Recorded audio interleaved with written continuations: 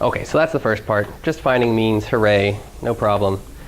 This one's a lot more fun. So here we want to do figure 2. This is the correlation matrix of all of these continuous variables that they had. And so this is a superb way to demonstrate this. So they have these different circles, the size of them representing how close you are to -1 or +1. Coloring as well, including opaqueness. And then on the lower half, they actually have the actual numbers, which is really cool. And you can actually use this function to put p-values if you wanted to instead of the actual numbers or instead of the circles. But I thought, hey, wouldn't it be nice if we could make that graph? That'd be cool.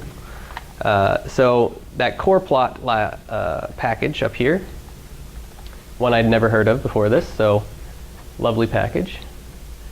Essentially, you just need to feed it a correlation matrix. So here, I'm finding the correlation of all of my different variables, and they use the Spearman rank correlation. Anybody know why you would use Spearman, or anybody know what Spearman is versus Pearson?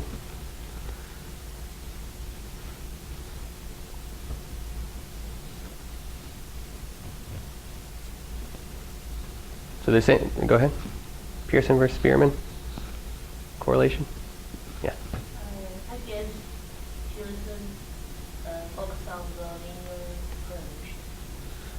correlation. So yeah, Pearson will measure the linear association between the two, but Spearman will also do that. It just does it in a slightly different way, essentially. So we should all know about this. So we don't spend enough time teaching these things. I know this is. So parametric and non-parametric methods of measuring correlation. Yep. So with Pearson correlation, you use the actual data values to find your correlation. So it's like the sum of the xi minus x bar times yi minus y bar divided by the square root of the variances, right? Whereas when you do Spearman's rank correlation coefficient, instead of using the actual data values, you give them ranks. So you order them from smallest to largest, and then you essentially just run the correlation on the ranks, right? And so in that way, if you have a really big outlier here or there, it's not going to matter because you're just using the ranks. So the difference between the 39th and 40th observation would only be 1, whereas it might actually be 1,000 or something if you're using the real data. And so it's a little bit more, it works better when you have sort of maybe some outliers or some other issues with your data that way. So we're using that because there's just tons of variables. Some of them have outliers and other things. There's this other option that's really important to use. So when I was doing that mean stuff, we didn't get the same means because we were removing all observations that had an NA anywhere in them. So that's called using complete case analysis, where you drop any variables that don't have or any observations that don't have all of your observations. Sorry. Complete case analysis is where you drop any observations that does not have every single variable observed. Okay? So we don't really want to do that here because, of course, I'd like to find my correlation between, say, this river depth, I think, and whatever map is, if they have all of their observations together. Just because RC is missing an observation doesn't mean I don't want to look at the correlation between these two variables for all observations where I possibly could. So this is using pairwise complete observations, which says as long as I have the values for these two variables, I'm going to go ahead and use them. It's a very useful way to do that. And here I've just printed out the first 5 rows and 5 columns of that correlation matrix. So this is normally what I would report, and then I might do a bunch of pairwise scatter plots. It can easily be done using the pair function, which is nice. But this is actually a much better way to do it. So just feed this core plot function the correlation matrix. And I've given it type equal upper, which means that we're only returning the upper half of this matrix. And that's because correlation matrices are, of course, symmetric, right? So you get redundant information on those two sides. So we're saying let's just do the upper triangular part of it. I'm going to give it a title. And then my variable names I'm just going to put in the left and the top. So that would just return this upper right part. But this core plot function is really nice because then you can give it a lower part that's different. So now I'm saying core plot correlation, let's do the lower triangular. And for that, let's use the method of numbers. So that's actually going to output the sample correlation for those. So this is a tremendously nice way to look at the correlation of your data set. So I learned something. I'm very happy about that. And I couldn't figure out how to get rid of the correlation of 1 in the middle, right? This information along the diagonal is kind of silly. Of course, the correlation of RD with RD is 1. They got rid of it I don't know how I couldn't find the option to remove that. But you end up with the exact same correlations everywhere. So 0.47, 0.77, 0.47, 0.77. So I have no issue with their analysis here whatsoever. It's good. Any questions about that one? What's this color? Say that again? What's this color? The meaning of this different color? So they have a scale over here on the left. So if you're a really dark red, your correlation is very close to -1. And if you're very dark blue, you're close to 1. So you can see that these are very high correlations. And you can actually see the value of it down here. So negative 0.77, that's pretty strong. That's going to be this color of red right there. So the size of the circle also represents. Yeah, so the size and the color and the opaqueness, I think. Well, maybe the opaqueness is just this color getting closer to white. So the size and the color are representing how correlated they are. Okay. So anytime you can visualize statistics, that's good. Because somebody can look at that and understand that, whereas they might look at all these numbers and not understand it as well. So anytime you can translate things into pictures, you're going to want to try to do that. Okay, so that's great. We got figure 2 down. Figure 3, this is where we're actually at for this talk, right? We wanted to do some regression trees. And so we already talked, Dr. Dickey talked about how to interpret these regression trees, right? So this is essentially splitting criteria. So here they're trying to predict in the top left one the RC response variable. And so they're saying if the map is less than 697, go down this path over here. If MAT is now greater than or equal to 4.35, go down this path over here. And you should predict 0.04 for that. So the prediction for RC for these two combinations here should be 0.04. Likewise, you go down any path that you want to get those predictions. So I thought, okay, I'll go ahead and remake that. That'll be good. That'll be useful. They do, up here, very nicely give you the information on how they fit this tree. So they said, right, CART is based on recursive binary. Actually, I don't really like this definition here. Say CART is based on recursive binary portioning methods to determine relationships with the response variables by recursively splitting data into increasingly homogeneous subgroup. You wonder why people don't like statistics, right? I mean, you try to read that if you're not a sort of technical person and you're like, what, why? I don't know. And I also don't like that they use recursive twice in here. Like you already said recursive. Anyway, so you might also try to get a way of, when you're doing these kinds of papers, maybe have a technical part and then a like layman's terms. This is what we're trying to do thing after that. Anyway, so they're talking about they're using the CP, which is a cost performance, I can't remember, cost something value that they're going to use to determine sort of how good a tree is. And so they say any split that does not improve this CP will likely be pruned off by cross-validation, so you don't need to pursue that split. So that's something that the package that they're using uses nicely to decide how to make the tree. And so they're going to continue this process until either no improvement is observed or the subgroups reach a minimum size. That's usually your stopping criteria for a tree. The idea is let's build a really big tree, but I don't want to use this really big tree because it's going to be really unstable. A small change in my data could really change my tree. So why don't we prune it back, and we're going to prune it based off of some criteria like this CP criteria. So we're going to have a smaller tree after growing it out really far.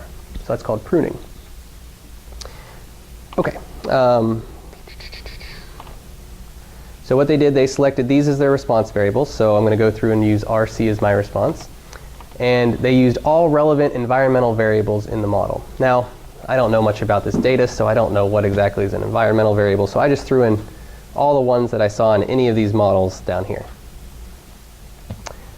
So initially, they're setting this cost value to 0.001. So they're even giving me that, which I'm like, yes, I'm going to get the exact same tree that they got. And they used these functions in the rpart package. I said, great, you even gave me the package you used. Wonderful, we'll use that. And the optimal trees, they said, had these CP values respectively for these four. OK, so I said, great, let's try to do that. So first, we have to load in that rpart library to create these trees. There are many different packages that could do regression trees, but that's the one they used. And again, you're just going to give it this kind of formula idea. So I took the response that I wanted, the RC, and then tilde, and you have to do additive things here. So I said all of the variables that were included in any of those regression trees. Let's put them over there on the right. So So map, mat, RSCI. Some of these variable names are really weird because I didn't change them in the CSV file, so if there were spaces or anything else, it just put a dot there instead. So they look a little funny, like VC dot dot dot. The dot dot dot doesn't mean anything. Okay, and then the method is ANOVA. We're doing continuous things, and then the CP is 0.001, just like they said. I said, great, I'm going to get the exact same tree. So I plotted the tree that I got from that fit, and here she is. So that's a very big tree, first off, right? So we're going to have to do some pruning. Looks like we have a lot of splits. But we also split on RD as our first variable, and they split on map. I said, oh, I don't know why. Maybe it's this change in observations. So when I did the means, a couple of categories had a few more observations. So maybe they did some outlier removal that they didn't tell me about, and that changes the trees. Trees are highly variable, so that could very well be it. But essentially, I take that tree and I said, well, first off, this is kind of an ugly tree. Can't we make it better? So I did some Googling, and there's this package called rpart.plot. So it's actually like a companion package for this guy. And if you load that up, and then you just do rpart.plot of that tree, you get a lovely, much better looking tree than the one that they had. They even give you this lovely yes/no to tell you if this condition is true, you're going down here. So whatever's true, you're going to the left. And so this just looks a little bit nicer. All right, now we're going to prune. So we're going to print out these CP statistics using the print CP option. So here are all the different trees up through the 18 splits that we could possibly do here. And there is a hierarchy to these splits, right? So there's the first split you'd make, and then from there, whatever the next split is, and then the next split. So this is the CP after the first split, or maybe after not splitting. Here's the CP after the first split, after the second split. And this is, we'll talk a little bit about this, the cost statistic. And then they give you these measures of errors of how poorly you're doing on your data set.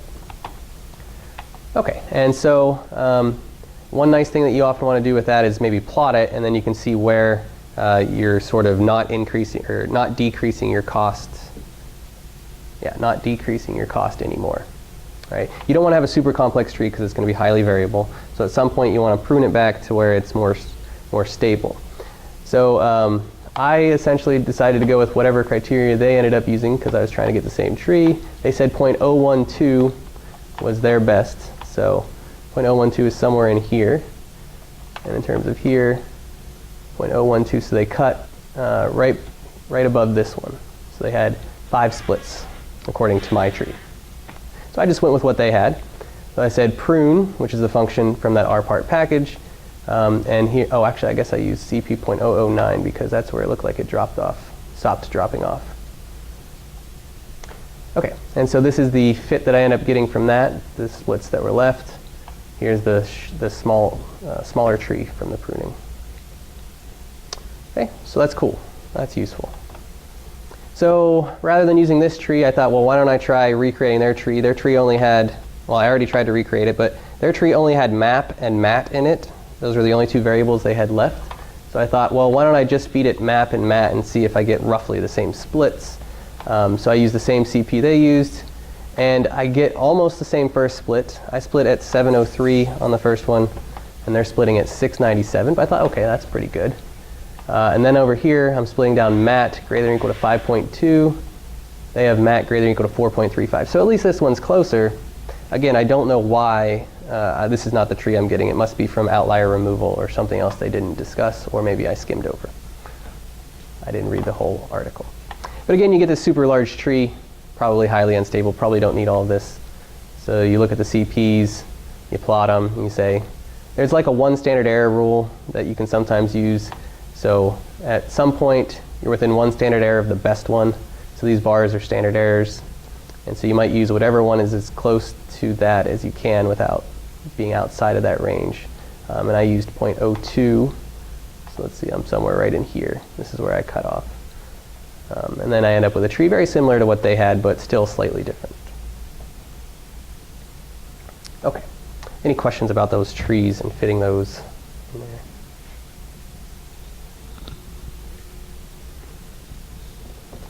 We'll probably have time. I'm going to go through, just talk a little tiny bit about the splitting that's being done and graphically what's going on there. All the data information is right. If you want to cross cross-validation? So the R part procedure does cross-validation to find the CPs.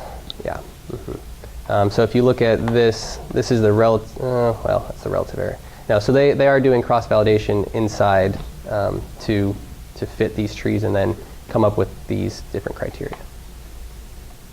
I believe so anyway. I haven't read fully the documentation on that, but I think that's what they're doing.